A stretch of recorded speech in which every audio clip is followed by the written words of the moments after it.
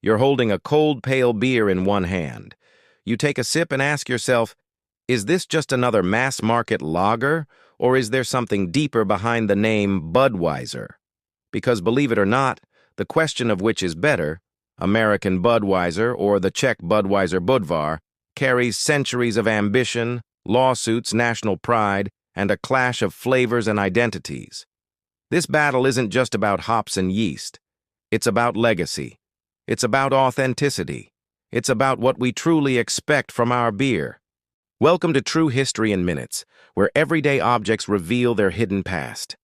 Our story begins centuries ago in Central Europe, in a city in the Kingdom of Bohemia called České Budějovice, or, as it was known in German, Budweis. The brewing heritage here is ancient, stretching all the way back to 1265, when King Przemysl Otakar II granted its citizens the right to brew beer. For generations, if a beer was Budweiser, it simply meant it was from Budweis. The city became famous for its pale lagers, deeply respected in the courts and taverns of Bohemia. This native tradition created a beer identity tied to a specific place, a specific process, and a deep sense of pride. Now, fast forward to 1876 in America. Immigrants and entrepreneurs saw a huge opportunity. The U.S. didn't have a strong tradition of pale lagers. A brewer named Carl Conrad, soon joined by the ambitious Adolphus Busch, decided to adopt the name Budweiser for a brand new American lager. They marketed it as having the smoothness, lightness, and drinkability they believed modern palates would prefer. But the name, it was borrowed, adopted, at least in spirit, from that famous Bohemian ideal. This single act set up a monumental clash that would span the globe, a centuries-old tradition anchored in place versus a new industrial power rooted in massive scale and branding.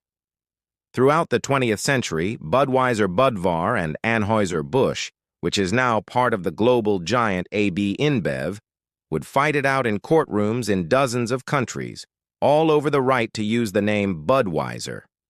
In some countries, Budvar holds the rights. In others, the American brand does. That's why in the U.S. and Canada, you'll find Budvar sold under the name Czechvar, a compromise to avoid trademark conflict. But the legal battles are just the backdrop. The real separation is in the brewing method, the ingredients, the philosophy, and most importantly, the taste. Let's start with what's actually in the bottle. The Czech Budvar prides itself on using only 4 traditional ingredients: locally sourced malted barley, noble Saaz hops from the renowned Žatec region, pure artesian soft water drawn from deep aquifers right beneath the brewery, and their own heritage strain of brewer's yeast. That's it. And their process is slow. It ferments and matures for at least 90 days, a process called lagering. This long, cold conditioning period allows the flavors to harmonize and all the rough edges to smooth out, creating a complex, refined beer. In stark contrast, American Budweiser is built for speed, consistency, and scalability. Its entire production cycle is much, much shorter, often around just 21 days. To lighten the body and keep costs down, it uses adjuncts like rice or corn in the grain bill alongside the barley. As the famous beer writer Roger Protz has pointed out, that difference between Budvar's 90-day maturation and Bud's much shorter cycle is a difference you can really taste in the glass. So, what happens when beer lovers taste them side by side? Well, many people describe Budvar as being more aromatic.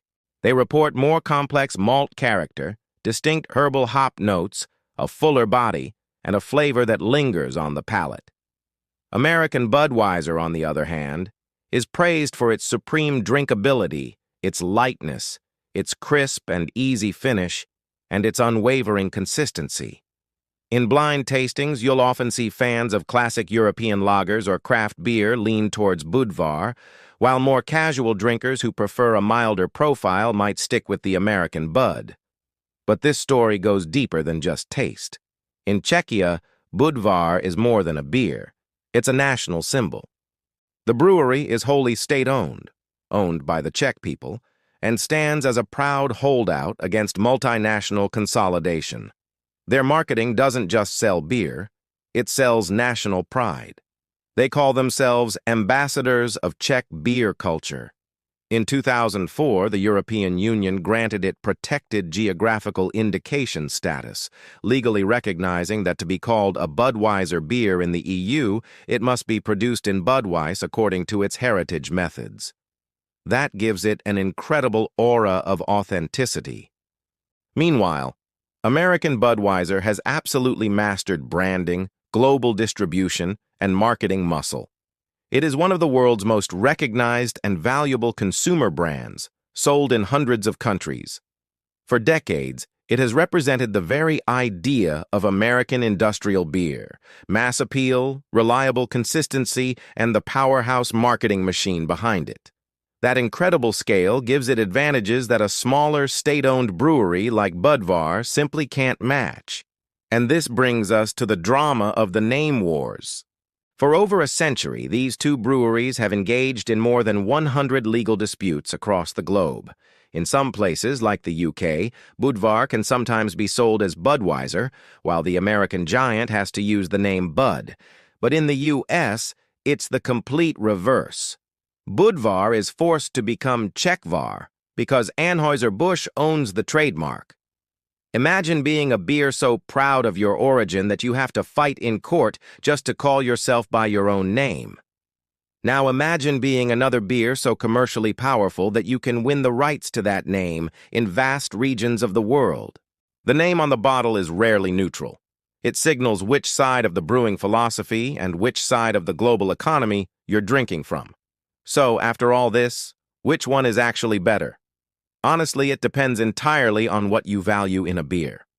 If you prize heritage, terroir, a slow and traditional brewing process, and complex flavor, then Budvar is probably going to be more compelling for you. Its malt-forward character, the way its flavors evolve in the glass, and its story of being tied to a specific landscape, all of that speaks to beer lovers who want more than just simple refreshment. The fact that many purists view it as the real Budweiser from Budweis gives it a near-mythical aura. On the other hand, if you prioritize consistency, availability, ease of drinking, brand familiarity, and an affordable, everyday beer that you can always find at your local store or bar, then American Budweiser offers undeniable advantages.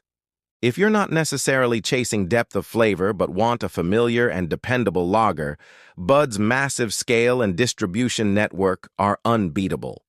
But context is everything. In Czechia or Central Europe, finding a fresh, perfectly served Budvar is a reasonable expectation. In many other parts of the world, you might only find American Bud. Even when you do find Budvar, export versions can suffer from long transport times or improper storage, meaning they might not taste as the brewer intended. American Bud, by its very design, is optimized for mass logistics. It's built for refrigeration, long shelf life, and predictable flavor no matter where you are. To be truly fair, you'd need to get both on draft, perfectly fresh, at their ideal serving temperatures, and taste them side by side. Many craft beer reviewers have done exactly that, and they often favor Budvar for its richer, more dynamic profile. But millions of casual drinkers will continue to default to American Bud because it's safe, light, and familiar. Let's take a personal moment. Imagine a family in České Budějovice. For them, the brewery is a source of local pride, a part of their history and cultural identity.